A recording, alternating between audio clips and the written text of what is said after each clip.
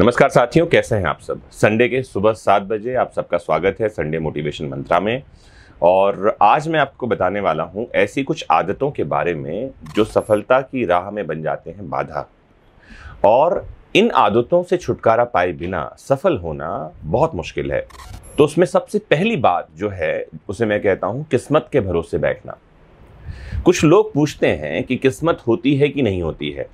तो आपको बताऊं, मैं दो तरह के लोग दुनिया में हैं।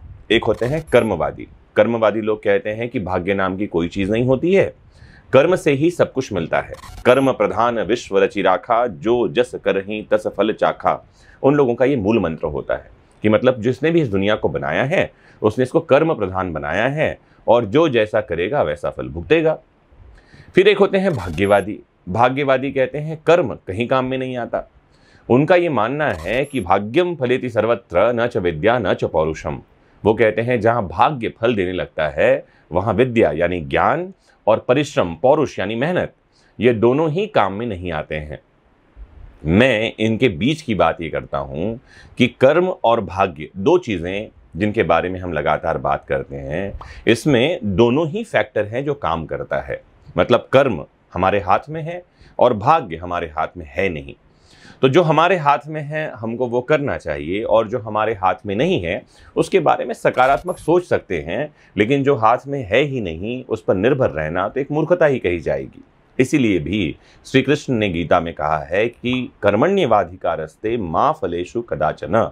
मतलब कर्म कर, फल की चिंता मत कर। इसका मतलब ये नहीं है। इसका मतलब है कि कर्म करना चाहिए क्योंकि आपके हाथ में कर्म करना ही है।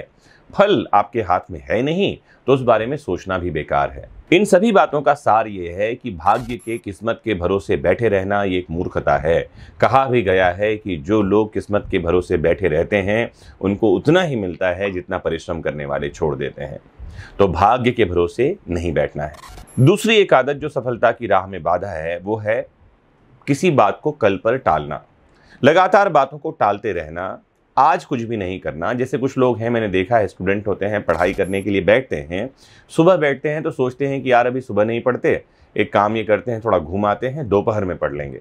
दोपहर में उनका दिमाग उनको समझाता है कि एक काम कर, खाना खाकर आधे घंटे लेट जा, बढ़िया रात को देर तक जाग पाएगा और रात भर में पढ़ाई कर लेना।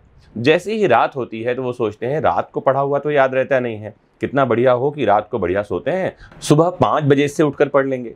और सुबह 5 बजे उनका दिमाग फिर उनको यही समझाता है कि अभी सो जा, बढ़िया मौसम है, बारिश हुई है, ठंडक है, दोपहर में पढ़ लेना। इसे कहते हैं टालने की आदत। और ये किसी भी काम में, मैंने एग्जाम्पल अभी पढ़ाई का लिया है, लेकिन किसी भी कार्य में बाधा है काम को टालने की आदत। इसीलिए कबीर ने कहा था, काल करे सो आज कर, आज करे सो अब। मतलब किसी काम को कल करना है तो उसे आज कर लो, और जो काम आज करने के लिए सोचा है उसे अब कर लो। टालने की आदत सफलता की राह में सबसे बड़ी बाधा हो सकती है। तीसरी महत्वपूर्ण बात, लगातार दूसरों की निंदा करते रहना। समझना, कुछ लोगों की ये हैबिट होती है। हरिशंकर परसाई ने तो निंदा को रस कहा है, और साथ ही कहा है कि कुछ लोगों को निंदा का चूर्ण फाके बिना भोजन हजम नहीं होता। व्हाट इज निंदा? निंदा मतलब है बैक बाइटिंग करना, बैक बिचिंग करना। आपने शब्द सुना होगा। जहां कहीं जाना वहां पर में नुक्स निकालते रहना। आपने ऐसे लोगों को देखा होगा, किसी शादी की पार्टी में गए और वहां मीठा खाने के बाद कहते हैं कैसे लोग हैं यार, एक ही मिठाई रखी। और वहीं 4 मिठाइयां खाने के लिए मिल जाए तो ये कहने लग जाते हैं कि क्या पैसे का दिखावा कर रहे हैं, 4 मिठाई रख दी। इसका मतलब है कि ऐसे लोग सिर्फ और सिर्फ बुराई करने की हैबिट बांध के रखे हुए हैं। और ये लोग जब दूसरों की बुराई करते हैं या जगह जगह बुरी चीज देखते हैं तो विद्वान कहते हैं कि इनकी हालत ठीक उस मक्खी की तरह है जो पूरे शरीर को छोड़कर घाव पर जाकर बैठती है। तो दूसरों की बुराई करना, दूसरों की निंदा करना, आप जब कभी ऐसा करते हैं तो उनकी उन बुरी बातों को अपने जीवन में अपना रहे होते हैं। आपका एक माइंड है, सबकॉन्शियस माइंड, वो उन चीज़ों को अपना रहा होता है। जैसे एक बड़ा अच्छा मैंने कहीं पर में एग्जाम्पल पढ़ा कि मान लो कोई एक व्यक्ति है जो नीले रंग का एक शर्ट पहन के घूमता रहता है। एक दिन नीला शर्ट पहना, दूसरे दिन, तीसरे दिन, और आप उसे लगातार नीले शर्ट में ही देखते हैं। जब कभी आपको उसके गिफ्ट देने का समय आएगा तो आप क्या करेंगे? शर्ट कौन से कलर का खरीदेंगे? नीला। क्योंकि आपको क्या लग रहा है? आपको लग रहा है कि नीला रंग शायद इसे पसंद है। This is all about the habit. Universe भी ऐसे ही काम करता है। जब कभी कोई व्यक्ति लगातार दूसरों की बुराई कर रहा होता है, कमियों को गिन रहा होता है, तो जब कभी यूनिवर्स को उसे गिफ्ट देने का मौका मिलेगा तो उसे क्या देगा गिफ्ट में? वही जिसके बारे में वो बात कर रहा है, क्योंकि यूनिवर्स को क्या लग रहा है कि हाँ, इसको यही पसंद होगा। This is how subconscious mind works. तो ध्यान रखना है, दूसरों की निंदा, दूसरों की बुराई करने से बचना है। चौथी और अंतिम महत्वपूर्ण बात, अपनी तुलना किसी से नहीं करना है। सफलता की राह में सबसे बड़ी बाधा यही है जब हम अपनी तुलना किसी से करते हैं और वो तुलना भी नकारात्मक होती है। मतलब किसी के पास कोई संसाधन बढ़िया है, किसी के पास घर बढ़िया है, किसी के पास परिवार बढ़िया है, किसी के पास पैसे ज़्यादा हैं। इस तरह की तुलनाएं आपको हमेशा हीन भावना से ग्रस्त करती हैं। और जब कभी आप हीनता की ग्रंथि से ग्रसित होते हैं, हीनता की ग्रंथि को हम कहते हैं इन्फीरियरिटी कॉम्प्लेक्स। जब कभी इन्फीरियरिटी कॉम्प्लेक्स किसी में होता है तो समझें, इन्फीरियरिटी कॉम्प्लेक्स वाला व्यक्ति जीवन में सफलता की राह पर कभी आगे नहीं बढ़ सकता। It is a kind of chain, ये एक जंजीर की तरह होता है जो व्यक्ति को आगे बढ़ने से रोकता है।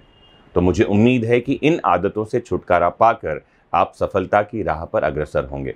मुझे ज़रूर कमेंट बॉक्स में जुड़कर बताइए कि इसमें से कौन सी आदत आपकी आदत है जिसको आप बदलना चाहते हैं और नहीं बदल पा रहे हैं। तो मेरे पास ऐसे टिप्स हैं जिनसे मैं आपको ऐसी आदतों से छुटकारा पाने के लिए सलाह दे सकता हूं, समझा सकता हूं और प्रैक्टिकल अप्रोच बता सकता हूं। सबसे ज़्यादा इम्पॉर्टेंट है आपके अपने फेवरेट प्लेटफॉर्म विधिक शिक्षा से जुड़े रहना। हर संडे सुबह 7 बजे मिलते रहेंगे और समझते रहेंगे मोटिवेशन की बातें, जीवन को बदलने वाली बातें, सकारात्मक बातें और सफल होने वाली बातें। नमस्कार, जय हिंद।